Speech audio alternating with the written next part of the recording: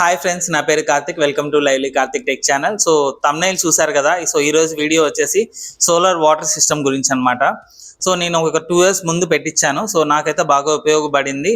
So ఈ వీడియోలో మీకు దీంట్లో ఉండే అడ్వాంటేజెస్ ఏంది, అలాగే డిసడ్వాంటేజెస్ ఏంది, అలాగే ఇది పెట్టించుకోవడం వల్ల మనకి ఏమేమి బెనిఫిట్స్ ఉన్నాయనేది కూడా మీకు ఈ వీడియోలో ఎక్స్ప్లెయిన్ చేస్తాను.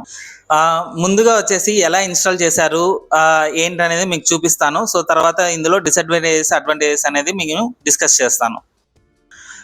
చూసారు కదా ఫ్రెండ్స్, లైక్ నేనైతే Kamal solar water system install చేయించాను.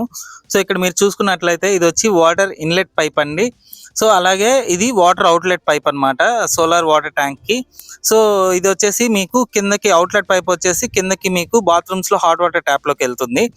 అలాగే వాటర్ ట్యాంక్ కి కనెక్షన్ ఉంది కదా. సో ఈ కనెక్షన్ నుంచే మీకు వాటర్ అనేది సోలార్ వాటర్ సిస్టమ్ ట్యాంక్ లోకి వెళ్తాయి.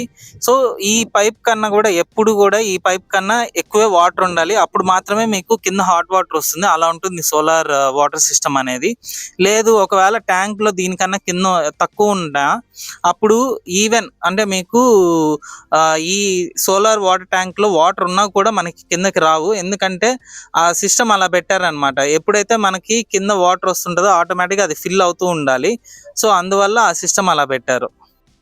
అలాగే మీరు చూస్తున్నారు కదా. సో అది వచ్చేసి ఎయిర్ పైప్ అన్నమాట. సో ఇది వచ్చి solar water tank air pipe, ఇది వచ్చేసి normal water tank air pipe అన్నమాట. ఎప్పుడు కూడా normal water tank air pipe కన్నా కూడా solar water tank air pipe వచ్చేసి ఇంకా హైట్ లో ఉండాలి.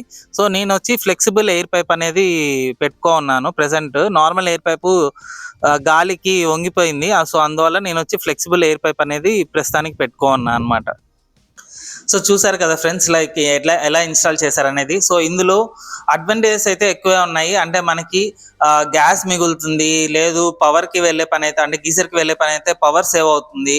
సో అలాగే మనకి సోలార్ వాటర్ హీటర్ లైఫ్ కూడా మనకి అప్రాక్సిమేట్గా 15 to 20 years ఇంకా ఎక్కువే కూడా వస్తుంది మనం నీట్గా కానీ యూస్ చేస్తే. మనకి ఆ ట్యూబ్స్ మాత్రం పగలకుండా చూసుకోవాలి. ఈ వీడియో మీకు ఉపయోగపడుతుందని అనుకుంటున్నాను. ఈ వీడియో మీకు నచ్చినట్లయితే లైక్ చేయండి, షేర్ చేయండి, అలాగే మా ఛానల్ని సబ్స్క్రైబ్ చేసుకోండి. Thanks for watching.